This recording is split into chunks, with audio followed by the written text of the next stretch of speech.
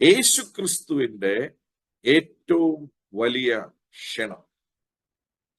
അത് നമുക്ക് കാണാവുന്ന സ്ഥലം മത്തായി എഴുതിയ സുവിശേഷം അതിന്റെ 11-ാം അധ്യായം അതിന്റെ 28-ാമത്തെ വാക്യത്തിലാണ്. അവിടെ ഇങ്ങനെയാ പറയുന്നത്, അധ്വാനിക്കുന്നവരും ഭാരം ചുമക്കുന്നവരുമേ, നിങ്ങൾ ഏവരും എന്റെ അടുക്കൽ വരുവീൻ, ഞാൻ നിങ്ങളെ ആശ്വസിപ്പിക്കും. മലയാളം ബൈബിൾ പറയുന്നത് ആശ്വാസം എന്നാണ്. എന്നാൽ ഇംഗ്ലീഷ് ബൈബിൾ പറയുന്നത് I will give you rest എന്നാണ്. അപ്പൊ ഇവിടെ യേശു വിളിക്കുന്ന ഒരു പർട്ടിക്കുലർ ടൈപ്പ് ആൾക്കാരുണ്ട്. ആരാണ് അവര്? അവരധ്വാനിക്കുന്നവരാണ്. അലസന്മാരല്ല, അവരധ്വാനിക്കുന്നവരാണ്. അവരുടെ കഴിവുകളെ ഉപയോഗിക്കുന്നതിന്റെ പേരാണ് അധ്വാനം. അവർ നല്ലതുപോലെ അധ്വാനിക്കുന്നവരാണ്. പക്ഷെ അധ്വാനിച്ചിട്ടും അവരുടെ പല കാര്യങ്ങൾക്കും അവർക്ക് റിസൾട്ട് കാണാൻ സാധിക്കുന്നില്ല. അവരുടെ ജീവിതത്തിൽ ഒരു തൃപ്തിയില്ല, അവരുടെ ജീവിതത്തിൽ ഒരു സ്വസ്ഥതയില്ല, അവരുടെ ജീവിതത്തിൽ പല മേഖലയിലും അവർക്ക് ജയം കാണാൻ സാധിക്കില്ല. അപ്പൊ കഴിവ് ഉപയോഗിച്ചിട്ടും വിജയം കാണാൻ സാധിക്കാത്ത, കഴിവ് ഉപയോഗിച്ചിട്ടും അതുകൊണ്ട് ഫലം കാണാൻ സാധിക്കാത്ത ഒരു കൂട്ടം ആൾക്കാരെയാണ് യേശു വിളിക്കുന്നത്. ഈ ഇൻവിറ്റേഷനകത്ത് ഏകദേശം എല്ലാവരും ഉൾപ്പെടും.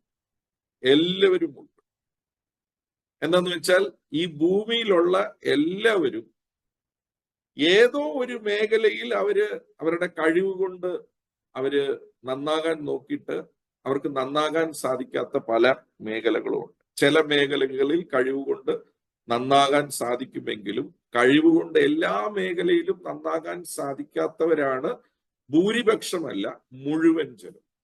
ഏതോ ഒരു കാര്യത്തിന്റെ മുന്നിൽ കഴിവ് മുട്ടുമടക്കേണ്ട അവസ്ഥ ഏതൊരു വ്യക്തിയുടെയും ജീവിതത്തിൽ ഉണ്ടാകും. അപ്പൊ യേശു വിളിക്കുന്നത് ഒന്നോ രണ്ടോ പേരെയല്ല, ഭൂമിയിലുള്ള മുഴുവൻ പേരെയുമാണ് യേശു വിളിക്കുന്നത്.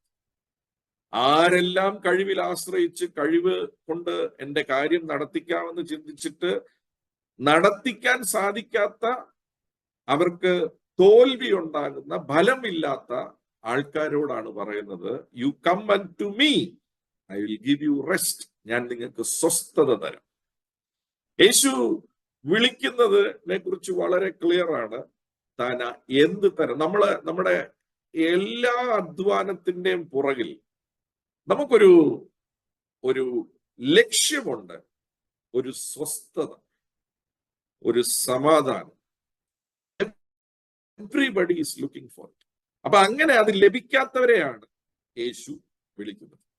എങ്കിലും ഈ വിളിക്കുന്ന വിളിയുടെ കോണ്ടെക്സ്റ്റ് നമ്മളൊന്ന് മനസ്സിലാക്കിയാൽ വളരെ നല്ലതായിരിക്കും. അതേ മത്തായി എഴുതിയ സുവിശേഷം 11-ാം അധ്യായം 20 തൊട്ട് 24 വരെയുള്ള വാക്യങ്ങളിൽ നിങ്ങൾ വായിക്കുമെങ്കിൽ അവിടെ നിങ്ങൾക്ക് കാണുവാനായിട്ട് സാധിക്കും, അവിടെ പല സ്ഥലങ്ങളെ യേശു ശാസിക്കുന്നത്. എന്തുകൊണ്ടാണ് ശാസിക്കുന്നത്? അവിടെ പറയാണ്, കോരസീനെ നിനക്ക് അയ്യോ കഷ്ടം, ബെത്സൈദേ നിനക്ക് അയ്യോ കഷ്ടം. അപ്പൊ അവിടെ പറയാണ്, സോരിലും സീദോനിലും നിന്നിൽ ചെയ്ത പോലത്തെ ദൈവപ്രവൃത്തികളും അത്ഭുതങ്ങളും ചെയ്തിരുന്നു എങ്കിൽ അവരെന്നേ റെറ്റിലും വെണ്ണീരിലും ഇരുന്ന് മാനസാന്തരപ്പെട്ടിരുന്നത്. അപ്പം ഈ പറയുന്ന കോണ്ടെക്സ്റ്റ് എവിടെയാണെന്ന് ചോദിച്ചാൽ, ദൈവപ്രവൃത്തി കണ്ടതിന് ശേഷവും ദൈവം ആണ് എന്നത് തന്റെ പ്രവൃത്തിയിൽ കൂടെ വെളിപ്പെട്ട് കണ്ടതിന് ശേഷവും വിശ്വസിക്കാൻ സാധിക്കാത്ത ഒരു കൂട്ടം ജനങ്ങളാണ് വിശ്വസിക്കാതെ നിൽക്കുന്നത്. അപ്പം അവിടെ പറയാം, നിന്നിൽ ചെയ്ത അത്ഭുതം അത് ഞാൻ സോറിലും സീദോനിലും ചെയ്തിരുന്നെങ്കിൽ അവര് റെട്ടിലും വെണ്ണീരിലും ഇരുന്ന് അവര് മാനസാന്തരപ്പെട്ടിരുന്നേനെ. അപ്പം ദൈവപ്രവൃത്തിയുടെ, അത്ഭുതങ്ങളുടെ ഉദ്ദേശം ഒന്നേ ഉള്ളൂ, ഒരു വ്യക്തിയുടെ മാനസാന്തരം. എന്താണ് മാനസാന്തരം? ഞാൻ ആരാണെന്ന് തിരിച്ചറിയുകയും ദൈവം ആരാണെന്ന് തിരിച്ചറിയുകയും ചെയ്യുന്നതാണ് മാനസാന്തരം. ഞാൻ വീണ്ടും പറയാം, ഞാൻ ആരാണെന്ന് തിരിച്ചറിയുകയും ദൈവം ആരാണ് എന്ന് തിരിച്ചറിയുകയും ചെയ്യുന്നതാണ് മാനസാന്തരം. അതുകൊണ്ടാണ് യേശു ഭൂമിയിൽ വന്നുകൊണ്ട് തന്റെ പ്രസംഗം തന്നെ തുടങ്ങിയത്. തന്റെ ഏക പ്രസംഗമായിരുന്നു, ഏറ്റവും മെയിൻ പ്രസംഗം. മാനസാന്തരപ്പെടുവീൻ, ദൈവരാജ്യം നിങ്ങൾക്ക് സമീപേ വന്നിരിക്കും. അപ്പം മാനസാന്തരത്തിനകത്ത് രണ്ട് ഭാഗങ്ങളുണ്ട്. ഒന്ന്, ഞാൻ ആരാണ്, എന്റെ പരിമിതികൾ എന്താണ്, എന്നെ കൊണ്ട് എന്ത് ചെയ്യാൻ സാധിക്കും, എന്നെ കൊണ്ട് എന്ത് ചെയ്യാൻ സാധിക്കത്തില്ല എന്ന റിയലൈസേഷൻ ഉണ്ടാകുന്നതിന്റെ പേരാണ് മാനസാന്തരം. അപ്പോൾ തന്നെ എന്നെ കൊണ്ട് ഇത് ചെയ്യാൻ സാധിക്കത്തില്ലെങ്കിലും ഇത് ചെയ്യാൻ സാധിക്കുന്ന ഒരുവനുണ്ട് എന്ന് തിരിച്ചറിയുന്നതിന്റെ പേരാണ്. അപ്പം അവിടെ പറയാണ്, അവരിൽ ചെയ്ത പ്രവൃത്തി നിങ്ങളിൽ ചെയ്തിരുന്നേ, ഈ പട്ടണങ്ങളിൽ ചെയ്തിരുന്നേൽ അവര് മാനസാന്തരപ്പെട്ടിരുന്നേ. അപ്പൊ ദൈവപ്രവൃത്തിയുടെ ഉദ്ദേശം മാനസാന്തരമാണ്, തിരിച്ചുവരവാണ്. ആരിലേക്കാണ്? ദൈവത്തിലേക്കുള്ള തിരിച്ചുവരവ്. ആ ദൈവത്തിലേക്കുള്ള തിരിച്ചുവരവിനെ ഫെസിലിറ്റേറ്റ് ചെയ്യാനായിട്ടാണ് ദൈവം തന്നെ മനുഷ്യനായി ഭൂമിയിൽ ഇറങ്ങി വന്നത്. യേശു വന്നത് എന്തോ ഒരു പുതിയ കാര്യം, ഒരു സംഘടന ഉണ്ടാക്കാനായിട്ടല്ല യേശു ഈ ഭൂമിയിൽ വന്നത്. ദൈവത്തിന് മതമില്ല, ദൈവത്തിന് സംഘടനയില്ല. ദൈവം ഇറങ്ങി വന്നത് തന്റെ സൃഷ്ടിയായ മനുഷ്യന് അവന് പരിമിതികളുണ്ട് എന്നുള്ള ബോധ്യം അവനിൽ കൊണ്ടുവരാൻ, ആ പരിമിതികളുള്ള മനുഷ്യന് പരിമിതിയില്ലാത്ത ഒരു ദൈവമുണ്ട് എന്നുള്ളത് പറഞ്ഞറിയിക്കാനുമാണ് യേശു ഭൂമിയിലേക്ക് ഇറങ്ങി വന്നത്.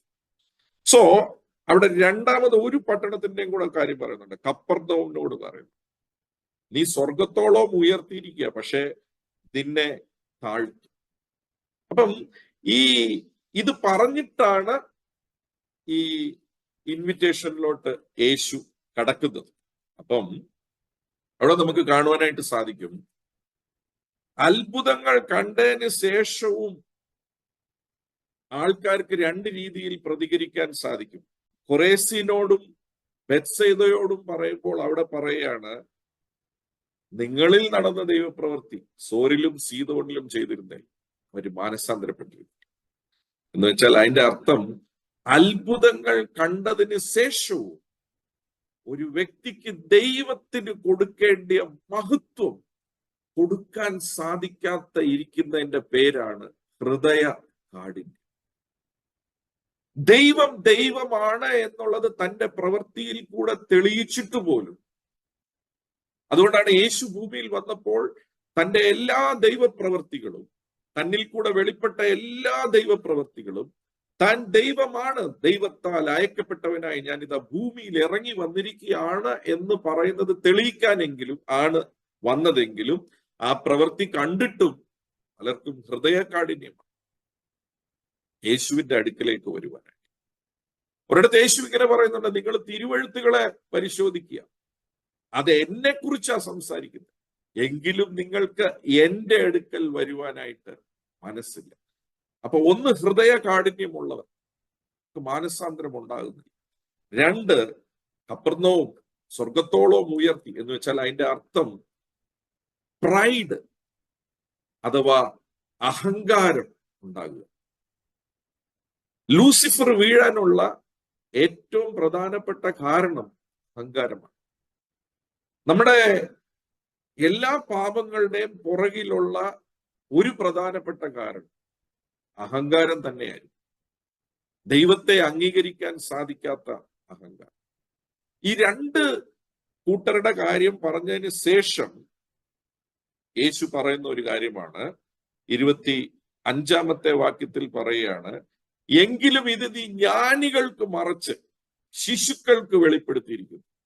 എന്ന് വെച്ചാൽ ഈ സുവിശേഷം ആർക്കേ മനസ്സിലാകത്തുള്ളൂ എന്ന് ചോദിച്ചാൽ, എന്നെ കൊണ്ട് എല്ലാം സാധിക്കും, എനിക്ക് എല്ലാ കഴിവുമുണ്ട്, എനിക്ക് സകലതും എന്നെ കൊണ്ട് ചെയ്യാൻ പറ്റും എന്ന് ചിന്തിക്കുന്ന ഒരാൾക്ക് ഒരിക്കലും യേശുവിൽ വിശ്വസിക്കാനായിട്ട് സാധിക്കത്തില്ല.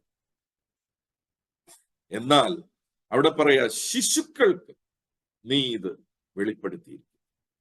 ആരാ ശിശുക്കള്? ശിശുക്കൾ എപ്പോഴും അവരുടെ കൂടെയുള്ള മാതാപിതാക്കന്മാരെ ആശ്രയിക്കുന്നു. അതുകൊണ്ട് എപ്പോഴും ഒരു ശിശുവിനെ എപ്പോഴും ഒരു കയ്യിൽ ഒരു മാതാവ് വഹിക്കുന്നു, ഒരു പിതാവ് വഹിക്കുന്നു. അവരെപ്പോഴും ഡിപ്പെൻഡന്റ് ആണ്, ഒരു പാരന്റിൽ ഡിപ്പെൻഡന്റ്. ആ ഡിപ്പെൻഡൻസി ഉള്ള ഒരു കുഞ്ഞിനെ കുറിച്ചാണ് യേശു പറയുന്നത്. അങ്ങനെ ഒരു വ്യക്തിക്ക് എപ്പോൾ ദൈവത്തിൽ ആശ്രയം ഉണ്ടാകുന്നു, അവന് മാത്രമേ യഥാർത്ഥത്തിൽ സ്വസ്ഥത അനുഭവിക്കാൻ സാധിക്കൂ. എന്റെ അനുദിന ജീവിതത്തിൽ എനിക്ക് ഈ ദൈവത്തെ കൂടാതെ എനിക്ക് ജീവിക്കാൻ സാധിക്കത്തില്ല എന്ന് മനസ്സിലാക്കുന്നതാണ് ഒരു ശിശുവിന്റെ വിശ്വാസം. ആ ശിശുവിന്റെ വിശ്വാസം നമുക്ക് മനസ്സിലാക്കുവാനായിട്ട് സാധിക്കും.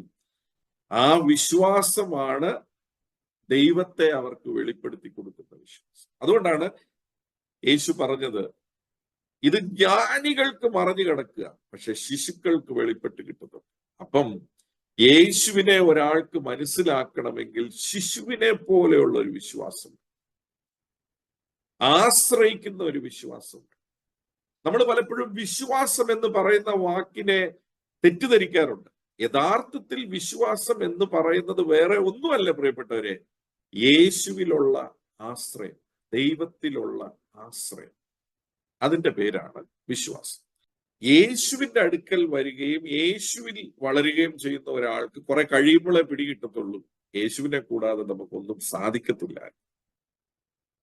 നമ്മളുടെ ഇനബിലിറ്റി നമുക്ക് എപ്പോഴാ കൂടുതൽ മനസ്സിലാകുന്നതെന്ന് ചോദിച്ചാൽ, യേശുവിന്റെ അടുക്കൽ വരുമ്പോൾ. നമ്മൾ പലതും കഴിവാന്ന് ചിന്തിക്കുന്നത് പോലും കൃപയാണെന്നുള്ളത് നമുക്ക് എപ്പോൾ മനസ്സിലാവുമെന്ന് ചോദിച്ചാൽ, യഥാർത്ഥത്തിൽ യേശുവിന്റെ അടുക്കൽ വരുമ്പോൾ. ആ വ്യക്തിക്ക് ഒരു സാഹചര്യം കാരണമല്ല തിരിച്ചറിയുന്നത്. ഇപ്പം ഈ കൈ ചലിക്കുന്നു, എൻ്റെ ഈ രണ്ട് കൈകളും ചലിക്കുന്നു. ഒരുപക്ഷെ നമ്മൾ പറയും അത് കഴിവല്ലേ. പക്ഷെ ഇന്ന് മെഡിക്കൽ കോളേജിൽ പോയി കഴിഞ്ഞാൽ എത്രയോ പേരുണ്ട് ഇന്നലെ രാത്രി വരെ കൈ ചലിച്ചവര് ഇന്ന് ചലിക്കാതെ കിടക്കുന്നു. അവരോട് നമ്മൾ ചോദിച്ചാൽ അവര് പറയും, ഈ കൈ ചലിക്കുന്നത് കഴിവല്ല, ഈ കൈ ചലിക്കുന്നതിന്റെ പേര് കൃപയാണ്, അത് ദൈവം നൽകിയ ദാനമാണ്. അപ്പം ജീവിതത്തിൽ ചിലത് ചലിക്കാതെ ആകുമ്പോൾ മനസ്സിലാക്കുന്നതല്ല യഥാർത്ഥ വിശ്വാസം. യഥാർത്ഥത്തിൽ യേശുവിന്റെ അടുക്കലോട്ട് വരുന്ന ഒരാൾക്ക് സാഹചര്യം പഠിപ്പിക്കണ്ട. യേശുവിന്റെ അടുക്കൽ വരുന്ന ഒരാൾക്ക് യഥാർത്ഥത്തിൽ മനസ്സിലാകും എവിടെയൊക്കെ നമുക്ക് ബലഹീനതകളുണ്ട്. ആൻഡ് യേശു നമുക്ക് വളരെ റിയൽ ആണ്, യേശു നമുക്ക് വളരെ എസൻഷ്യൽ ആണ്. ഓക്കെ, നമുക്ക് മുന്നോട്ട് പോകാം. നൗ അവിടെ യേശു പറയുന്ന ഒരു വാക്കുണ്ട്, ഇങ്ങനെയല്ലോ നിനക്ക് പ്രസാദം തോന്നിയത്. അപ്പോ യേശു പറയുന്നതിൽ ഒരു കാര്യമുണ്ട്, ആരോടാ യേശുവിന് പ്രസാദം തോന്നുന്നത്, ആരോടാ ദൈവത്തിന് പ്രസാദം തോന്നുന്നത്? എനിക്ക് കുറവുകളുണ്ട്, എന്നെ കൊണ്ടെല്ലാം സാധിക്കത്തില്ല, എനിക്കൊരു രക്ഷകൻ വേണം, എനിക്കൊരു അപ്പൻ വേണം, എന്റെ കാര്യങ്ങൾ നടത്തിച്ചു തരാൻ, എനിക്ക് ആശ്രയിക്കാൻ എനിക്കൊരാള് വേണം എന്ന തിരിച്ചറിവുള്ളവനാണ്, അവനോടാണ് പറയുന്നത് അവന് ദൈവപ്രസാദം ലഭിക്കും. അതുകൊണ്ടാണ് വേറൊരിടത്ത് നമ്മൾ ഇങ്ങനെ വായിക്കുന്നത്, സങ്കീർത്തനം 127, നിങ്ങൾ നന്നാ രാവിലെ എഴുന്നേൽക്കുന്നതും താമസിച്ചു കിടക്കുന്നതും കഠിന പ്രയത്നം ചെയ്യുന്നതും വ്യർത്ഥമത്രേ, തന്റെ പ്രിയനോ അതവൻ ഉറക്കത്തിൽ നൽകും. അപ്പം അതിന്റെ അർത്ഥം എന്താണെന്ന് വെച്ചാൽ, കഴിവിൽ മാത്രം ആശ്രയിച്ച് നടക്കുന്ന ഒരു വ്യക്തിക്ക് ഒരിക്കലും യേശുവിന്റെ ഇമ്പോർട്ടൻസ് തിരിച്ചറിയാൻ സാധിക്കത്തില്ല. കഴിവിൽ മാത്രം ആശ്രയിച്ച് നടക്കുന്ന ഒരു വ്യക്തിക്ക് ഒരിക്കലും യേശുവിന്റെ ഇല്ലായ്മയുടെ ഭവിഷ്യത്ത് തിരിച്ചറിയാൻ സാധിക്കും. കഴിവില്ലാത്ത ഒരു സ്ഥലത്തേക്ക് മാത്രം യേശുവിനെ ഫിറ്റ് ചെയ്യുന്ന വ്യക്തിക്ക് ഒരിക്കലും യേശുവിന്റെ വലിപ്പം തിരിച്ചറിയാൻ സാധിക്കും. എന്നാൽ as I am and as it is, എനിക്ക് യേശുവിനെ ആവശ്യമുണ്ട് എന്ന് തിരിച്ചറിയുന്ന ഒരാളുടെ ജീവിതത്തിലാണ് യഥാർത്ഥത്തിൽ രക്ഷയുടെ അനുഭവം ഉണ്ടാകും. ഞാൻ വീണ്ടും പറയാം, മാനസാന്തരം എന്ന് പറയുന്നത് ഞാൻ ആരാണെന്നുള്ള യഥാർത്ഥ ബോധ്യം എനിക്കുണ്ടാകും. ഹൃദയം കഠിനപ്പെട്ട് അഹങ്കാരം പിടിച്ചവൻ അത് മനസ്സിലാകത്തില്ല. ഞാൻ ആരാണ്? ഞാനൊരു സൃഷ്ടിയാണ്. സൃഷ്ടിച്ച ഒരുവനുണ്ട്. സൃഷ്ടിച്ച ഒരുവനെ കൂടാതെ എനിക്ക് ജീവിക്കാൻ സാധിക്കത്തില്ല. എനിക്ക് അവനെ വേണം എന്ന ആശ്രയം എപ്പോൾ ഉണ്ടാകുന്നോ ആ വ്യക്തിയാണ് യഥാർത്ഥത്തിൽ രക്ഷിക്കപ്പെടുന്നത്. ഞാൻ വീണ്ടും പറയാം, ഒരു കാര്യം നടത്തിച്ചു തരാൻ വേണ്ടിയിട്ടുള്ള ആശ്രയമല്ല. ഞാൻ എന്ന വ്യക്തി സന്തോഷത്തോടെ ജീവിക്കാൻ, സ്വസ്ഥതയോടെ ജീവിക്കാൻ എനിക്ക് ഈ ദൈവത്തെ വേണം, എനിക്കൊരു രക്ഷകനെ വേണം, എനിക്ക് ഈ അപ്പനെ വേണം എന്ന് തിരിച്ചറിയുന്നതാണ് രക്ഷ. അപ്പൊ അവിടെ വീണ്ടും യേശു ആഹ്വാനം ചെയ്യുന്നത്, അധ്വാനിച്ചു പക്ഷെ ഇപ്പോഴും ഭാരം ചുമക്കുക. അവരോട് പിന്നെയും പറയുക, നിങ്ങൾ എന്റെ അടുക്കൽ വരുവീൻ. അതിന്റെ അർത്ഥം എന്നതാ പ്രിയപ്പെട്ടവരെ? ഇന്നൊരു പക്ഷെ രക്ഷ അനുഭവിക്കാത്ത ഒരാളെയും യേശു തന്റെ അടുക്കലേക്ക് സ്വാഗതം ചെയ്യുക എന്ന് വെച്ചാൽ അതിന്റെ അർത്ഥം യേശുവിന്റെ ഇൻവിറ്റേഷനിൽ ആരും മാറ്റപ്പെട്ട് നിർത്തിയിട്ടില്ല. യേശു ഒരു നിറത്തിലുള്ളവനെയോ ഒരു പ്രത്യേക വർഗത്തിലുള്ളവനെയോ ഒരു പ്രത്യേക രാജ്യത്തിലുള്ളവനെയോ അല്ല തന്റെ അടുക്കലേക്ക് വിളിച്ചത്. ഭൂമിയിലുള്ള എല്ലാവർക്കും ഉണ്ടാകുന്ന അനുഭവങ്ങൾ ഉണ്ടാകുന്ന എല്ലാ വിധത്തിലുമുള്ള വ്യക്തികളെ, അതാണ് അധ്വാനിച്ചിട്ടും ഭാരം ചുമക്കുന്നത്. എത്രയോ കാര്യത്തിൽ പരിശ്രമിച്ചിട്ടും ഫലം കാണാം. എന്നെ ശ്രദ്ധിക്കുന്ന മുഴുവൻ പേരുടെയും ജീവിതം അങ്ങനെ ഒരു അനുഭവം ജീവിതത്തിൽ ഉണ്ടായിക്കൊണ്ടേയിരിക്കും, ഉണ്ടാകുമെന്നുള്ളതിന് നമുക്ക് യാതൊരു സംശയമില്ല. കുറച്ചു കാലങ്ങൾക്ക് മുൻപേ, ഒരു 10 വർഷം മുൻപേ പറയുമായിരുന്നു, മെഡിക്കൽ സയൻസ് വളരെ പുരോഗമിച്ചു, നമുക്കിന്ന് ഏത് രോഗത്തെയും ട്രീറ്റ് ചെയ്യാനുള്ള കഴിവുണ്ട് എന്നൊക്കെ മെഡിക്കൽ സയൻസ് മാറി തട്ടി പറഞ്ഞപ്പോൾ, ഒരു 4 വർഷങ്ങൾക്ക് മുൻപേ കൊറോണ വന്നപ്പോൾ എല്ലാ ഡോക്ടർമാരും പേടിച്ചുപോയി, എല്ലാ സയന്റിസ്റ്റുമാരും പേടിച്ചുപോയി, മരുന്നുകൾ പേടിച്ചുപോയി. ഒന്നിനും അതിന്റെ മുന്നിൽ പിടിച്ചു നിൽക്കാൻ സാധിച്ചില്ല. പക്ഷേ അവിടെയും മനുഷ്യൻ ദൈവം ആരാണെന്ന് തിരിച്ചറിയുന്നതിന് പകരം പലരും ചോദ്യം ചെയ്യുകയായിരുന്നു. ദൈവം എന്തുകൊണ്ട് ഇങ്ങനെ ചെയ്തു? ദൈവം എന്തുകൊണ്ട് അങ്ങനെ ചെയ്തു?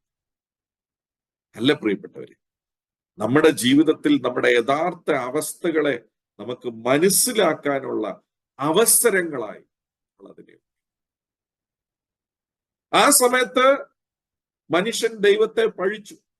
എന്നാൽ ഇന്ന് കൃപയാൽ എല്ലാ കാര്യങ്ങളും നന്നായിട്ട് നടക്കുമ്പോൾ ഞാൻ ചോദിക്കട്ടെ, എത്ര പേര് പറയുന്നുണ്ട് എല്ലാ ദിവസവും ആ ദൈവം കൊറോണ മാറ്റിത്തന്നു, അല്ലെങ്കിൽ ദൈവം ഇപ്പോൾ എല്ലാ കാര്യങ്ങളും നന്നായി പ്രവർത്തിക്കാനായിട്ട് കൃപ തന്നു എന്ന് പറയുന്ന എത്ര പേരുണ്ട്? അവിടെയാണ് യഥാർത്ഥത്തിൽ ഒരു വ്യക്തിയുടെ സ്വഭാവം വെളിയിൽ വരും.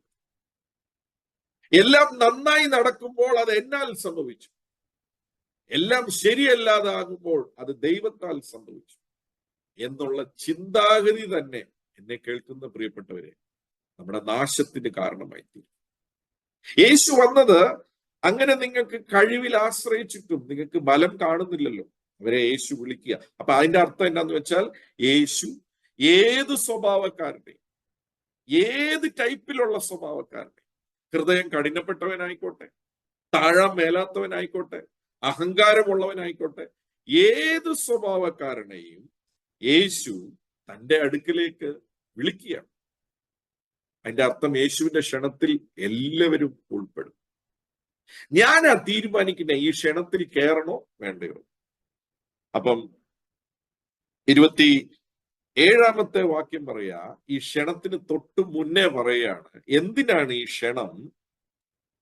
അവിടെ യേശു പറയാണ്, all things are delivered to me of my Father, and പുത്രൻ ആർക്ക് അത് വെളിപ്പെടുത്തി? എല്ലാം എന്റെ അടുക്കൽ വരമേൽപ്പിച്ചിരിക്കുക. യേശു പറയാ, എന്റെ അടുക്കലാണ് വരമേൽപ്പിക്കപ്പെട്ടത്. ഞാൻ ആർക്ക് വെളിപ്പെടുത്തി തരുന്നോ അവർക്കേ ഈ സത്യം മനസ്സിലാകത്തുള്ളൂ. എന്ത് സത്യമാണ്? ദൈവത്തെ കൂടാതെ, ഒരു രക്ഷകനെ കൂടാതെ, ഒരു ഒരു സുപ്രീം അതോറിറ്റിയുടെ കീഴിൽ ഇരിക്കാതെ എനിക്കൊരിക്കലും സ്വസ്ഥത അനുഭവിക്കാൻ സാധിക്കും. അതുകൊണ്ടാണ് വേദപുസ്തകത്തിൽ അതിന്റെ തങ്ക വാക്യം എന്ന് പറയുന്ന വാക്യമാണ് യോഹന്നാൻ 3:16. For God so loved the world that he gave his only begotten son, that whosoever believeth on should not perish but have everlasting life.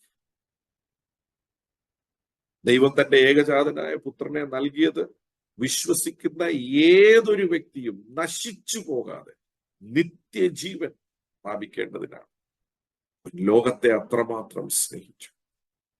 അതുകൊണ്ട് ഈ ക്ഷണത്തിൽ ഏത് വ്യക്തിയും ഉൾപ്പെടും. സ്വഭാവത്തിൽ എന്തെല്ലാം വൈകല്യങ്ങളുള്ള വ്യക്തികളും ഈ ക്ഷണത്തിനകത്ത് ഉൾപ്പെടും. എന്നാൽ അവരെ യേശു വിളിക്കുക. കഴിവിൽ ആശ്രയിച്ച് വിജയം കാണാൻ സാധിക്കാത്ത ഏതൊരു വ്യക്തിയും യേശു തന്റെ അടുക്കലേക്ക് വിളിക്കുക, യഥാർത്ഥ സ്വസ്ഥത നൽകാനായിട്ട്. നമ്മള് പഴയ ഒരു കഥ കേട്ടിട്ടുണ്ട്, ആമയുടെ മുയലിന്റെ കഥ. അതിനകത്ത് നമുക്ക് ഇങ്ങനെ കാണാൻ സാധിക്കും, ആമയ്ക്ക് കഴിവ് കുറവാണ്, പക്ഷെ മുയലിന് കഴിവ് കൂടുതലാണ്. പക്ഷെ മുയലിന് കഴിവിൽ കൂടുതൽ ആശ്രയമുള്ളത് കൊണ്ടും ആമയെ എങ്ങനെ ആയാലും ജയിക്കാൻ സാധിക്കും എന്നുള്ള തന്റെ ഉള്ളിലുള്ള അഹങ്കാരം കൊണ്ടും ആമ റേസ് തുടങ്ങിയതിന് ശേഷം റേസിൽ മുന്നോട്ട് പോയപ്പോൾ മുയൽ ഒരു കാര്യം ചെയ്തു, സുഖമായിട്ട് കിടന്നുറങ്ങി. നീ എത്ര പോയാലും ഞാൻ ഉറങ്ങിയതിന് ശേഷം ഞാനൊന്ന് സ്വസ്ഥമായിട്ട് ഇരുന്ന് കിടന്ന് ഉറങ്ങിയിട്ട് ഞാൻ റേസ് ഓടിയാലും നീ എത്തുന്നതിന് മുമ്പേ ഞാൻ എത്തും. ഇന്ന് മനുഷ്യന്റെ ജീവിതവും അങ്ങനെയാണ്. യൗവനപ്രായത്തിൽ വചനം പറയുന്നു, നിന്റെ സൃഷ്ടികനെ നീ ഓർക്കേണ്ട സമയമാണ് നിന്റെ യൗവനപ്രായം. റിമെമ്പർ ദൈ ക്രിയേറ്റർ ഇൻ ദൈ യൂത്ത്. പക്ഷെ നമ്മുടെ യൗവനപ്രായത്തിൽ നമുക്ക് പലപ്പോഴും തോന്നും, എനിക്ക് ഇതെല്ലാം പൊളിച്ചെടുക്കാനായിട്ടുള്ള കഴിവുണ്ട്, മിടുക്കുണ്ട്. അങ്ങനെ പലപ്പോഴും മുയലിന് തോന്നുന്ന അഹങ്കാരം നമ്മുടെ ഉള്ളിലും വരാറുണ്ട്. പക്ഷെ ജീവിതത്തിൽ മുന്നോട്ട് പോകുമ്പോൾ കുറെ കാലം കഴിയുമ്പോഴാണ് മനസ്സിലാകുന്നത്, ആദ്യമൊക്കെ ഓർത്തു എല്ലാം എനിക്ക് പൊളിച്ചെടുക്കാൻ സാധിക്കും, ജയം കൈവരിക്കാൻ സാധിക്കും. എന്നാൽ കുറെ കഴിയുമ്പം പിടികിട്ടും, എന്നെ കൊണ്ട് എത്തിപ്പറ്റാൻ സാധിക്കുന്നില്ല. എന്നേക്കാൾ കഴിവ് കുറവുള്ളവര് എത്തിപ്പറ്റുന്നു, പക്ഷെ എനിക്ക് കഴിവുണ്ടായിട്ടും എത്തിപ്പറ്റാൻ സാധിക്കും. അങ്ങനെ ചിന്തിക്കുന്ന വ്യക്തിയെയാണ് യേശു തന്റെ അടുക്കിലേക്ക് വിളിക്കുന്നത്. മനുഷ്യന് പറ്റുന്ന ഏറ്റവും വലിയ അബദ്ധമാണ്, ഇന്ന് എനിക്ക് കഴിവ് ഉപയോഗിച്ചിട്ടും കഴിവ് പ്രയോജനപ്പെടുത്തിയിട്ടും അധ്വാനിച്ചിട്ടും ഒന്നും പല കാര്യങ്ങളും എനിക്ക് റിസൾട്ട് കാണുന്നില്ല, എനിക്ക് യഥാർത്ഥ സ്വസ്ഥത എനിക്ക് അനുഭവിക്കാൻ സാധിക്കുന്നില്ല. എങ്കിലും മനുഷ്യൻ പിന്നെയും പരിശ്രമിക്കുക, കുറച്ചുകൂടെ ഫാസ്റ്റ് ആയിട്ട് ഈ റേസ് ഒന്നുകൂടെ സ്പീഡിൽ ഓടിയാൽ എനിക്ക് ഒരു പക്ഷേ സ്വസ്ഥത കിട്ടുമെന്ന്. പക്ഷെ എന്നെ കേൾക്കുന്ന ഓരോരുത്തരോടും ഞാൻ പറയാം, എത്ര സ്പീഡായിട്ട് ഈ റേസ് ഓടിയാലും ദൈവത്തിൽ ആശ്രയമില്ലാതെ എന്നിൽ മാത്രം ആശ്രയമുള്ള റേസ് എത്ര സ്പീഡിൽ ഓടിയാലും ആ വ്യക്തിക്ക് ഒരിക്കലും സ്വസ്ഥത അനുഭവിക്കാൻ സാധിക്കില്ല. യേശു വന്നത് അത് കാണിക്കാനാണ്. യേശു വിളിച്ചതും അവർക്ക് ആ സ്വസ്ഥത നൽകാൻ. നിങ്ങൾക്കത് തന്നെ കണ്ടെത്താൻ സാധിക്കത്തില്ല. ദൈവത്തിന് നമുക്ക് വേണ്ടിയുള്ള പല നന്മകൾ ദൈവം വെച്ചിട്ടുണ്ടെങ്കിലും നമ്മുടെ ചില സ്വഭാവങ്ങൾ കാരണം നമുക്കത് അനുഭവിക്കാൻ സാധിക്കാതെ പോകും. 28-ാമത്തെ വാക്യത്തിലേക്ക് ഞാൻ നിങ്ങളുടെ ശ്രദ്ധ തിരിക്കുവാനായിട്ട് ആഗ്രഹിക്കുക. 28-ാമത്തെ വാക്യം പറയാണ്, I will give you rest. Malayalam ബൈബിളിൽ ഞാൻ നിങ്ങൾക്ക് ആശ്വാസം നൽകുമെന്നാണ്. പക്ഷെ യഥാർത്ഥത്തിൽ ഇംഗ്ലീഷ് ബൈബിൾ പറയുന്നത്, ഞാൻ നിങ്ങൾക്ക് സ്വസ്ഥത നൽകും. ഈ ഭാഗത്ത് സുവിശേഷം പലപ്പോഴും തെറ്റായ രീതിയിൽ പ്രചരിപ്പിക്കപ്പെടുന്നുണ്ട്. നിനക്ക് രോഗമുണ്ടോ? യേശു സൗഖ്യമാക്കി നിനക്ക് സ്വസ്ഥത തരും. നിനക്ക് കടമുണ്ടോ? യേശു അത് മാറ്റി നിനക്ക് സ്വസ്ഥത തരും. നിനക്ക് കുടുംബ പ്രശ്നമുണ്ടോ? അത് മാറ്റി യേശു നിനക്ക് സ്വസ്ഥത തരും.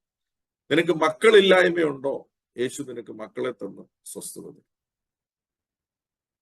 ആ ഭാഗം അവിടെ നിൽക്കുമ്പോൾ 28-ാമത്തെ വാക്യത്തിൽ പറയുന്ന യഥാർത്ഥ സ്വസ്ഥത എന്താണെന്നുള്ളത് 29-ാമത്തെ വാക്യത്തിൽ നമുക്ക് വായിക്കുമ്പോൾ മനസ്സിലാവും.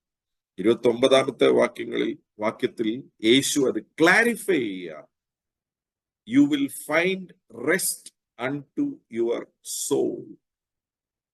നിങ്ങളുടെ ആത്മാക്കൾക്ക് ആശ്വാസം കണ്ടെത്തും. ഭൂമിയിലുള്ള ഒരു കാര്യത്തോടും യേശു അതിനെ കടുപ്പിച്ചില്ല. ഞാനിത് പറയുമ്പോൾ ഇത് വളരെ ശ്രദ്ധിച്ചു കേൾക്കും.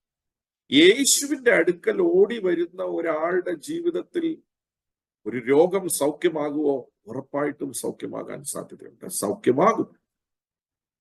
ഒരു വ്യക്തിക്ക് ഒരു കുടുംബ പ്രശ്നത്തിൽ അഥവാ കുഞ്ഞില്ലാത്ത ഒരു വ്യക്തി, കുഞ്ഞുണ്ടാവുമോ? ഉണ്ടാകും.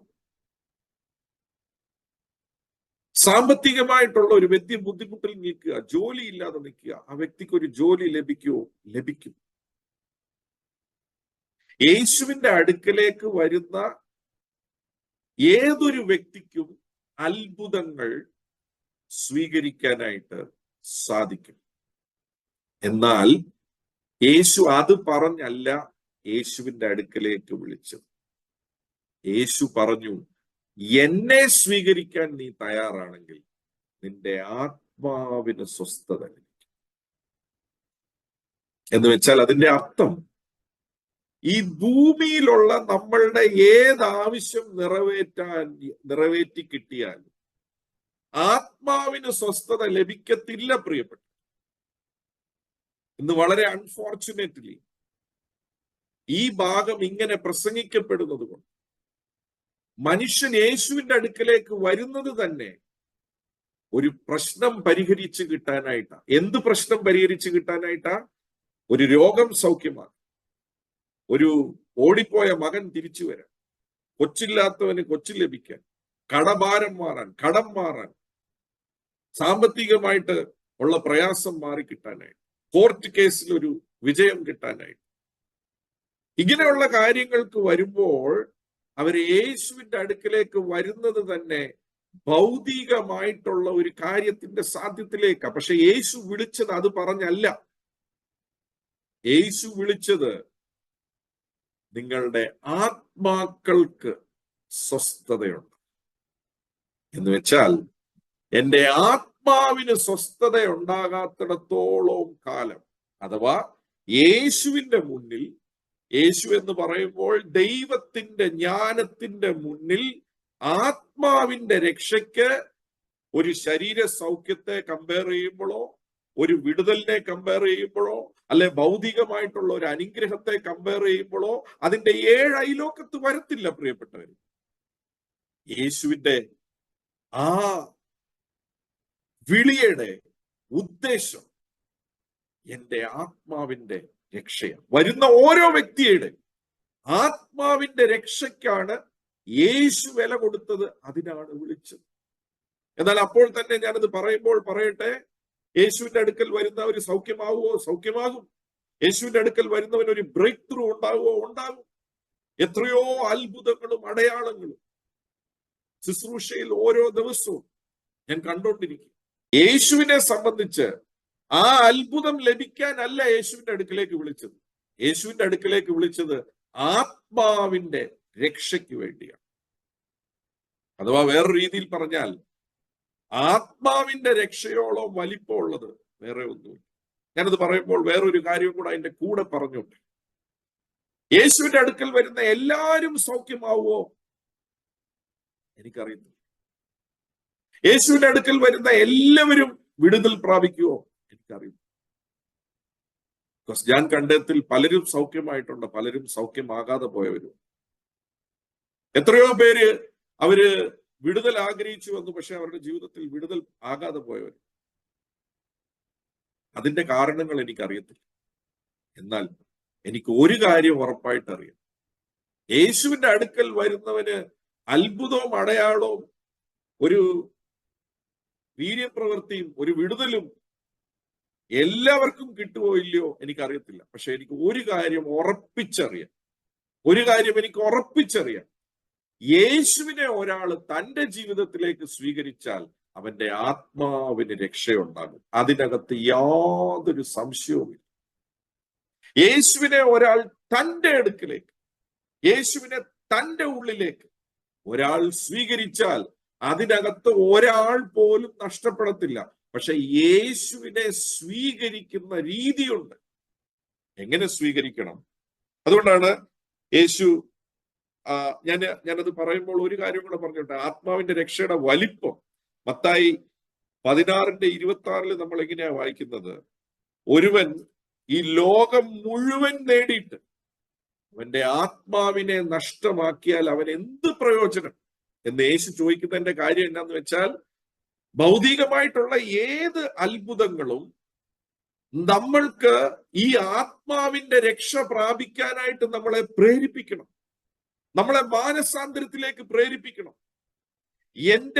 ഞാൻ ആരാണെന്നുള്ള തിരിച്ചറിവ്, ദൈവം ആരാണെന്നുള്ള തിരിച്ചറിവ്, അതാണ് യഥാർത്ഥ മാനസാന്തരം.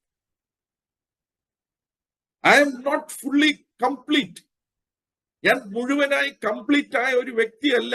എനിക്ക് ദൈവത്തെ കൂടാതെ ഒരു കംപ്ലീഷൻ ഉണ്ടാകത്തില്ല എന്ന് തിരിച്ചറിയുന്നതാണ്. അപ്പൊ യേശുവിന്റെ അടുക്കൽ വരുന്ന ഒരു വ്യക്തിയെ യേശു പിന്നെ കഴിവിലേക്കല്ല നടത്തുന്നത്. യേശു പറയാ സ്വഭാവത്തിലേക്കാ തന്റെ ശ്രദ്ധയെ തിരിക്കുന്നത്. കഴിവ് ദൈവത്തിന് ട്രാൻസ്ഫർ ചെയ്യാൻ പറ്റും, പക്ഷെ സ്വഭാവം നമ്മുടെ തീരുമാനം. എപ്പോഴും പറയുന്ന ഒരു കാര്യമാണ്, ദൈവത്തെ ദൈവമാക്കുന്നത് ദൈവത്തിന്റെ സ്വഭാവം. അപ്പോൾ തന്നെ പിശാചിനെ സാത്താനാക്കുന്നത് സാത്താന്റെ സ്വഭാവം. അപ്പം ഈ യഥാർത്ഥ രക്ഷ അനുഭവിക്കുന്ന വ്യക്തിയെ കുറിച്ച് ബൈബിൾ ഇങ്ങനെയാ പറയുന്നത്. ആരാണ് രക്ഷ അനുഭവിക്കുന്നത്? ഞാൻ രക്ഷിക്കപ്പെടാൻ എന്ത് ചെയ്യണം? എൻ്റെ ആത്മാവിന് രക്ഷ ഉണ്ടാകാൻ ഞാൻ എന്ത് ചെയ്യണം? ഒന്നാമത്തെ കാര്യം 29 വാക്യത്തിൽ യേശു പറയുകയാണ്, എന്റെ നുകമെടുത്ത്. എന്ന് വെച്ചാൽ അതിന്റെ അർത്ഥം ഒരു അധികാരത്തിന്റെ കീഴിൽ വരാനുള്ള ഒരു വ്യക്തിയുടെ സറണ്ടറാണ് രക്ഷയിലേക്ക് നടത്തുന്നത്. അപ്പൊ പലരും യേശു എന്റെ കർത്താവാന്ന് ഒരു വാക്ക് പറഞ്ഞു കഴിയുമ്പോൾ രക്ഷിക്കപ്പെടുന്നത് ആണ് രക്ഷയെങ്കിൽ ആ വാക്കിന്റെ അർത്ഥം നമ്മൾ തിരിച്ചറിയണം. യേശു എന്റെ കർത്താവാണെന്ന് ഞാൻ പറഞ്ഞാൽ ഞാൻ ഒരാളുടെ കർത്തൃത്വത്തിന്റെ കീഴിൽ, അതാണ് എന്റെ നുകം നിങ്ങൾ ഏറ്റെടുക്കുക, എന്റെ ലോർഡ്ഷിപ്പിന്റെ കീഴിൽ നിങ്ങൾ വരിക. അപ്പൊ ആ കർത്തൃത്വത്തിന്റെ കീഴിൽ വരിക എന്ന് പറഞ്ഞാൽ യേശു എന്റെ കർത്താവാണെന്ന് ഞാൻ പറഞ്ഞാൽ അതിന്റെ അർത്ഥം എന്താണെന്ന് വെച്ചാൽ, ഇനി എന്റെ ഹിതമല്ല നിന്റെ ഹിതം നടക്കട്ടെ എന്ന് പറയുന്നതാണ് യേശു എന്റെ കർത്താവാണെന്ന് പറയുന്നതിന്റെ അർത്ഥം. അപ്പൊ യേശു എന്റെ കർത്താവാണെന്ന് പറഞ്ഞു കഴിഞ്ഞാൽ നീ ആഗ്രഹിക്കുന്ന എല്ലാം സാധിക്കും, നീ പറയുന്നതെല്ലാം നടക്കും എന്നുള്ളതല്ല. യേശു എന്റെ കർത്താവാണെന്ന് പറഞ്ഞാൽ ഇനി എന്റെ ഹിതമല്ല, ഇനി നിന്റെ ഹിതം എന്നിൽ നിറവേറട്ടെ. അതിന്റെ ഏറ്റവും ബെസ്റ്റ് എക്സാമ്പിൾ നമുക്ക് ലൂക്കോസ് 15 രണ്ടാമത്തെ മകന്റെ മാനസാന്തരത്തിൽ നമുക്ക് കാണുവാനായിട്ട് സാധിക്കും. ഇനി നിന്റെ ഒരു വേലക്കാരനായി ഇരിക്കാൻ ഞാൻ ആഗ്രഹിക്കുക. എന്താ വേലക്കാരന്റെ പ്രത്യേകത?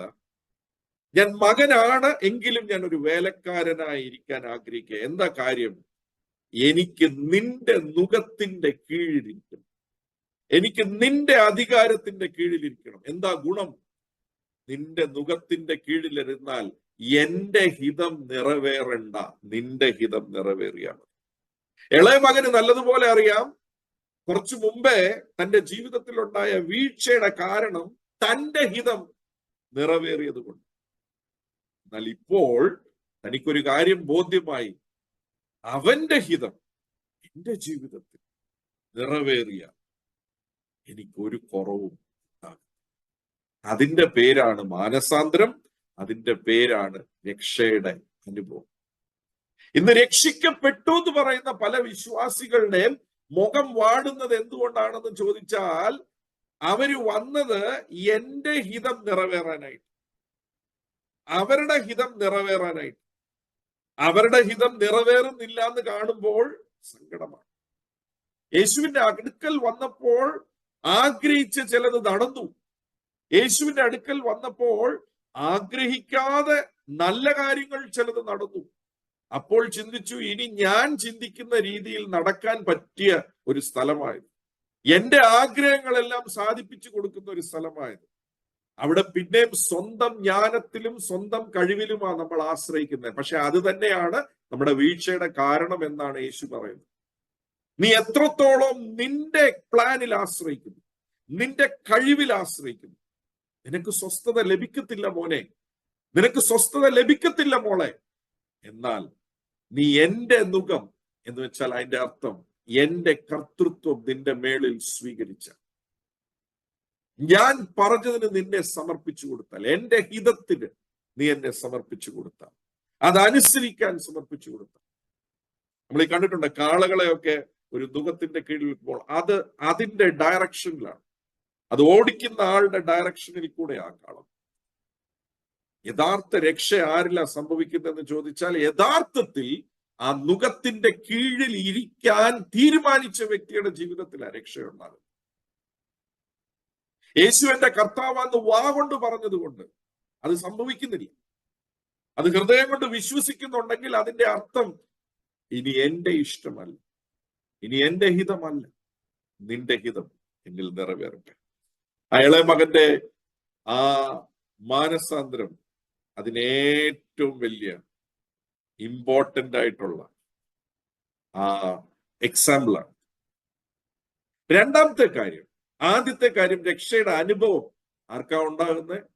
യേശുവിന്റെ നുകത്തിന്റെ കീഴിൽ ഇരിക്കാൻ തീരുമാനിച്ച വ്യക്തി. യേശുവിന്റെ നുകത്തിൽ കീഴിൽ വരുമ്പോൾ തന്നെ വചനം പറയുക, ഒരുവൻ ക്രിസ്തുവിലായാൽ അവൻ പുതിയ സൃഷ്ടിയായി തീർന്നു. പഴയതെല്ലാം കഴിഞ്ഞുപോയി, സകലതും പുതിയതായി തീർന്നിരിക്കും. എന്നെ ശ്രദ്ധിച്ചു കേൾക്കണം. യേശുവിന്റെ നുകത്തിന്റെ കീഴിൽ ഒരാൾ വരുമ്പോഴാണ് രക്ഷയുടെ അനുഭവം ഉണ്ടാകുന്നത്. നുകത്തിന്റെ കീഴിൽ വരിക എന്ന് പറഞ്ഞാൽ, ഇനി എന്റെ ഇഷ്ടമല്ല, എന്റെ ഹിതമല്ല, എന്റെ കഴിവിലല്ല എന്റെ ആശ്രയം. അപ്പാ, ഞാൻ നിന്നിൽ ആശ്രയിക്കുന്നു. I need you Jesus. യേശുവേ, എനിക്ക് നിന്നെ വേണം, എനിക്ക് നിന്നെ കൂടാതെ അപ്പാ ഒരു ജയകരമായ ജീവിതം എനിക്ക് പറ്റത്തില്ല എന്നുള്ള തിരിച്ചറിവ് ഒരാളുടെ ജീവിതത്തിൽ വരുമ്പോൾ അവൻ മാനസാന്തരപ്പെടുക. യേശുവിന്റെ കർത്തൃത്വത്തിന്റെ കീഴിൽ അവൻ സമർപ്പിച്ചു കൊടുക്കുമ്പോൾ രക്ഷിക്കും. ആ രക്ഷയെ ഓർത്ത് ഞാൻ അപ്പായെ സ്തുതിക്കും. ഇന്ന് ഏത് വ്യക്തിക്കും ആ രക്ഷ സൗജന്യം. എന്നാൽ അങ്ങനെ നുകത്തിന്റെ കീഴിൽ വന്നിരിക്കുന്ന ഒരു വ്യക്തിയോട് യേശു പറയുക, രണ്ടാമത്തെ കാര്യം, ലേൺ ഫ്രം മീ. എന്റെ നുകം നിങ്ങളുടെ മേളിൽ ഏറ്റു, അപ്പോൾ നിങ്ങൾ രക്ഷയിലേക്ക് വരും. രണ്ട്, രക്ഷയിലേക്ക് വന്നതുകൊണ്ടായില്ല, എന്റെ അടുക്കൽ നിന്ന് പഠിപ്പീൻ. നിങ്ങളെ ഇത്രയും കാലം ലോകം പഠിപ്പിച്ചത് അനുസരിച്ചല്ലേ നിങ്ങൾ ജീവിച്ചത്. ഇനി ഞാൻ പഠിപ്പിക്കുന്ന അനുസരിച്ച് നിങ്ങൾ ജീവിക്കും. അതുകൊണ്ടാണ് യേശുവിന്റെ എല്ലാ പ്രഭാഷണത്തിലും പലയിടത്തും ഇങ്ങനെ പറയുന്നുണ്ട്, ലോകം നിങ്ങളോട് പറയുന്നു, നിങ്ങൾ ഇങ്ങനെ പറഞ്ഞു കേട്ടിട്ടുണ്ട്, എങ്കിലും ഞാൻ നിങ്ങളോട് പറയുന്നു, ഇങ്ങനെ ചെയ്യും. എന്ന് വെച്ചാൽ രക്ഷയുടെ അനുഭവത്തിൽ വന്ന ഒരു വ്യക്തിയുടെ ഏറ്റവും ആദ്യത്തെ ദൗത്യമാണ് പഠിക്കുക. ആരുടെ അടുക്കൽ നിന്ന് പഠിക്കണം? യേശുവിന്റെ അടുക്കൽ നിന്ന് പഠിക്കുക. രക്ഷയിലേക്ക് നടത്തപ്പെടുന്ന ഒരു വ്യക്തിയുടെ പഠിത്തം ലോകത്തിൽ നിന്നല്ല, ഇന്റർനെറ്റിൽ നിന്നല്ല, സെലിബ്രിറ്റികളല്ല പഠിപ്പിക്കേണ്ടത്, സിനിമ അല്ല പഠിപ്പിക്കേണ്ടത്, ലോകത്തിലുള്ള ഏത് ടെക്നോളജിയും അല്ല നിന്നെ പഠിപ്പിക്കേണ്ടത്. യേശുവാണ് പഠിപ്പിക്കേണ്ടത്. യേശു പഠിപ്പിച്ചതാ പഠിക്കേണ്ടത്. ദൈവവചനം എന്തു പറയുന്നോ അതാണ് വചനം പറയാ, ലേൺ ഫ്രം മീ. അവിടെ വചനത്തിൽ നമ്മൾ ഇങ്ങനെയാ വായിക്കുന്നത്, യേശുവിനെ ഒരാൾ വിശ്വസിക്കുകയും സ്വീകരിക്കുകയും ചെയ്യുമ്പോൾ തന്നെ അവൻ മരണത്തിൽ നിന്ന് ജീവനിലേക്ക് മാറ്റപ്പെട്ടു. പക്ഷെ ജീവനിലേക്ക് മാറ്റിയ വ്യക്തി ജീവനിൽ വളരുന്നത് എപ്പോഴാണ്? അവൻ യേശുവിൽ നിന്ന് പഠിക്കുകയും യേശു പറയുന്നത് അനുസരിക്കുകയും ചെയ്യുമ്പോഴാണ് അവൻ ജീവനിൽ വളരാൻ തുടങ്ങും.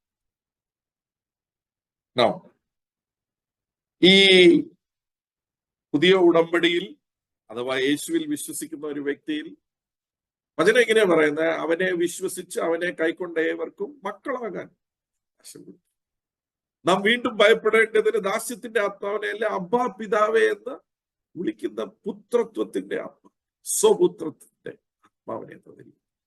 അപ്പം യേശു പറയുന്ന ഒരു കാര്യമുണ്ട്, ഈ യേശുവിന്റെ നുകയെ ഭയങ്കര മൃദുവായ നുക. അതിന്റെ കാര്യം എന്താണെന്നറിയാമോ? ഇതൊരു അപ്പന്റെ നുക, ഇതൊരു അമ്മയുടെ നുക. ഒരപ്പനും അമ്മയും തന്റെ കുഞ്ഞുങ്ങളെ എങ്ങനെ നടത്തുവോ അങ്ങനെ നടത്തുന്ന ഒരു നുകമാണ് യേശുവിന്റെ. അതുകൊണ്ട് യഥാർത്ഥത്തിൽ രക്ഷിക്കപ്പെട്ട ഒരു വ്യക്തി യേശുവിന്റെ നുകത്തിന്റെ കീഴിൽ യഥാർത്ഥത്തിൽ ഇരുന്നു കൊടുത്താൽ, ഞാൻ നിങ്ങൾക്കൊരു രഹസ്യം പറയാം, ഈ നുകം നുകമായിട്ടേ തോന്നത്തില്ല, ഈ നുകം മൃദുവായി തോന്നും.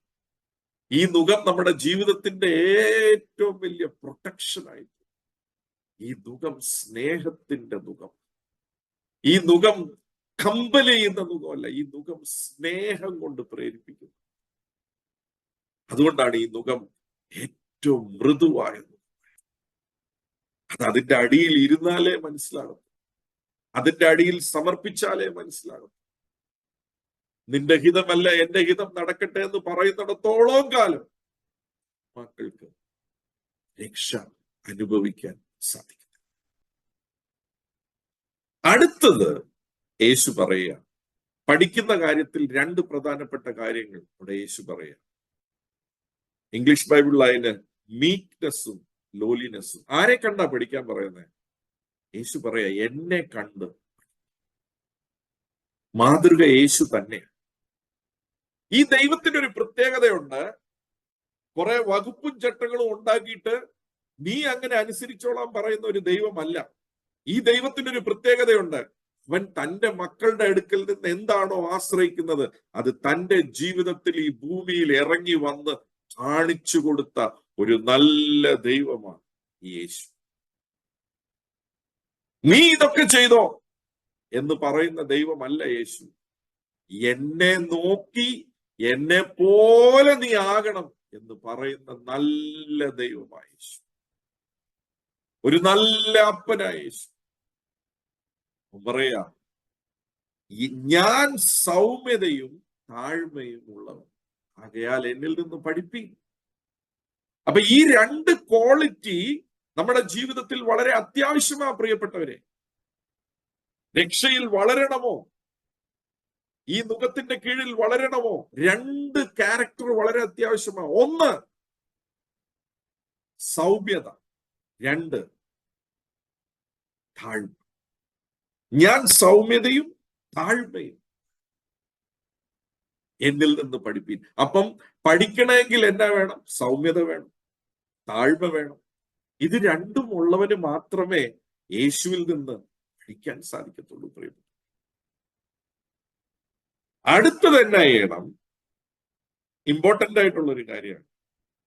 ഒറ്റ ദിവസം കൊണ്ട് പഠിത്തം തീരുന്നില്ല. നമ്മൾ സ്കൂളിൽ പഠിക്കാൻ പോകുമ്പോൾ 14 വർഷങ്ങൾ പഠിക്കണം സ്കൂൾ പഠിത്തം. LKG, UKG, ഇപ്പൊ പ്രീ KG ഒക്കെ ഉണ്ട്. പിന്നെ 12 ക്ലാസ്സുകളുണ്ട്. ഏറ്റവും കുറഞ്ഞത് 14 വർഷം പഠിക്കും. പിന്നെ ഒരു ഡിഗ്രി എടുക്കണ അതിന് 3 വർഷം പഠിക്കണം. പ്രൊഫഷണൽ ഡിഗ്രിയാണ് അതിനേക്കാൾ കൂടുതൽ പഠിക്കണം. അപ്പോൾ തന്നെ പിന്നെ പോസ്റ്റ് ഗ്രാജുവേഷൻ പഠിക്കണം. അതിന് പിന്നെ നമ്മൾ പഠിക്കേണ്ട. അപ്പൊ പഠിത്തം ഒരു ദിവസത്തിന്റെ അല്ല. ഒരു ദിവസം കൊണ്ട് ഒരു വ്യക്തിയും തികഞ്ഞവനാകുന്നില്ല. It is a journey, it is a process. പക്ഷെ ഓരോ ദിവസവും അനുഭവത്തിൽ നിന്ന് ഞാൻ നിങ്ങളോട് ഒരു കാര്യം പറയാം. Every day with Jesus will be sweeter than the day before. യേശുവിന്റെ കൂടെ നുകത്തിന്റെ കീഴിൽ ഇരിക്കുന്ന മനുഷ്യന്റെ ജീവിതം ഓരോ ദിവസവും തലേ ദിവസത്തെക്കാൾ മധുരമേറിയതായിരിക്കും, മനോഹരമായിരിക്കും. It will be so good. അപ്പം ഇത്രയും കാര്യങ്ങളും ഒരു വ്യക്തിയുടെ ജീവിതത്തിൽ സംഭവിക്കുമ്പോൾ, ഞാൻ ഇപ്പോൾ പറഞ്ഞു, ആത്മാവിന്റെ രക്ഷയാണ് യേശുവിന് ഏറ്റവും പ്രധാനപ്പെട്ടത്. എങ്കിലും ഈ ആത്മാവിന്റെ രക്ഷ ലഭിക്കുന്ന ഒരു വ്യക്തി വെറും സ്വർഗത്തിൽ പോയിട്ട് ഉള്ള ഒരു രക്ഷയുടെ കാര്യമല്ല പറയുന്നത്. ഈ ഭൂമിയിലും അവന് ജയകരമായ ഒരു ജീവിതമുണ്ട്. പക്ഷെ അതിനെ നമ്മൾ തിരിച്ചറിയണം, വേർതിരിച്ചറിയണം, ഡിസേൺ ചെയ്യണം. ഭൂമിയിലെ ഒരു നന്മയ്ക്കല്ല യേശുവിന്റെ അടുക്കിലേക്ക് വരുന്നത്, നിത്യജീവന് വേണ്ടിയാണ് യേശുവിന്റെ അടുക്കിലേക്ക്.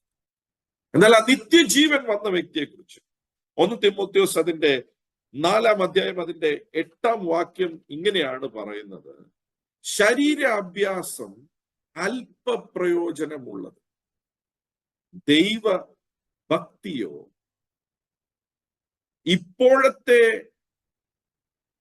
ജീവന്റെയും വരുവാനിരിക്കുന്ന ജീവന്റെയും വാഗ്ദത്തം ഉള്ളത്. Bodily exercise profits little. അപ്പൊ ശരീരപ്രകാരമായി എന്ന് പറഞ്ഞാൽ ജഡപ്രകാരമായിട്ട് ഞാൻ എത്രയെല്ലാം പരിശ്രമിച്ചാലും, എത്രയെല്ലാം അധ്വാനിച്ചാലും, എത്രയെല്ലാം ഞാൻ ഒത്തിരി കാര്യങ്ങൾ പഠിക്കാൻ നോക്കിയാലും ചെയ്താലും ഒക്കെ അല്പ പ്രയോജനമേ ഉള്ളൂ. എന്നാൽ ദൈവഭക്തി എന്ന് പറയുമ്പോൾ നമ്മൾ മനസ്സിലാക്കണം, ഇംഗ്ലീഷിൽ അതിന് പറയുന്നത് ഗോഡ്ലിനെസ് എന്ന്. ഗോഡ്ലിനെസ് എന്ന് വെച്ചാൽ ദൈവത്തെ പോലെ ആകാനുള്ള ആഗ്രഹം. ഏതിൽ? സ്വഭാവത്തിൽ. ഞാൻ താഴ്മയും ഞാൻ സൗമ്യതയും താഴ്മയും ഉള്ളവനാകയാൽ എന്റെ അടുക്കൽ നിന്ന്. അപ്പം താഴ്മയും സൗമ്യതയും താഴ്മയും ഉള്ളവന് പഠിത്തമുണ്ട്. ആ ക്യാരക്ടർ ഉള്ളവനെ കുറിച്ച് വചനം പറയാണ്, അവന് ഈ ഭൂമിയിൽ ഈ രക്ഷ എന്ന് പറയുന്നത് ഈ ജീവിതത്തിനും വാഗ്ദത്തമുണ്ട്, വരാനുള്ള ജീവിതത്തിലും വാഗ്ദത്തം.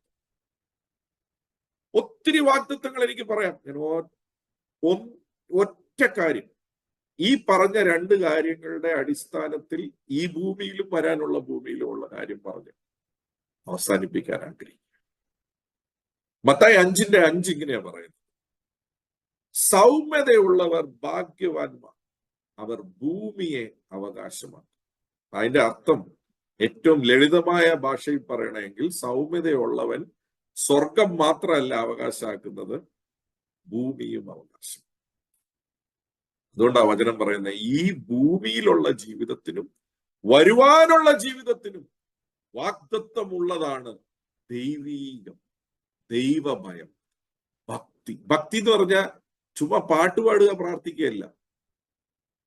ആ നുകത്തിന്റെ കീഴിലിരുന്ന്, എന്റെ ഇഷ്ടമല്ല നിന്റെ ഇഷ്ടം മതിയപ്പ, ഞാൻ സൗമ്യതയും താഴ്മയും ഉള്ളവനാണെന്ന് പറഞ്ഞതുപോലെ നമ്മളിൽ സൗമ്യതയും താഴ്മയും ഉണ്ടാകുമ്പോൾ അവനിൽ നിന്ന് പഠിക്കാൻ സാധിക്കും. അങ്ങനെയുള്ള വ്യക്തിയുടെ കാര്യമാണ് പറയുന്നത്. സൗമ്യതയുള്ളവർ ഭൂമിയെ അവകാശമാക്കും. മത്തായി 23:12 ഇങ്ങനെയാ പറയുന്നത്: തന്നെത്താൻ ഉയർത്തുന്നവൻ എല്ലാം താഴ്ത്തപ്പെടും, തന്നെത്താൻ താഴ്ത്തുന്നവൻ എല്ലാം ഉയർത്തപ്പെടും. ഈ നുകത്തിന്റെ കീഴിൽ ഇരിക്കുന്നത് തന്നെ താഴ്മയുടെ അടയാളം. യഥാർത്ഥത്തിൽ താഴ്മയില്ലാത്ത ഒരു വ്യക്തിക്ക് രക്ഷിക്കപ്പെടാൻ സാധിക്കത്തില്ല. ഐ റിപ്പീറ്റ്, യഥാർത്ഥത്തിൽ താഴ്മയില്ലാത്ത ഒരു വ്യക്തിക്ക് രക്ഷിക്കപ്പെടാൻ സാധിക്കത്തില്ല.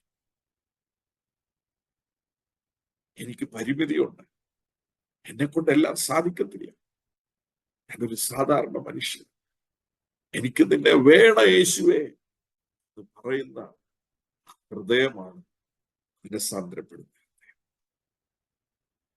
എന്റെ ഭൗതികമായിട്ടുള്ള ഒരു കാര്യം സാധിക്കാനായിട്ടല്ല, ഒരു അത്ഭുതത്തിനോ ഒരു വിടുതലിനോ ഒരു സൗഖ്യത്തിനോ വേണ്ടിയിട്ടല്ല. എനിക്ക് നിന്നെ കൂടാതെ ജീവിക്കാൻ പറ്റത്തില്ല. അതാണ് ഇളയ മകന്റെ മനസ്സാന്തരം.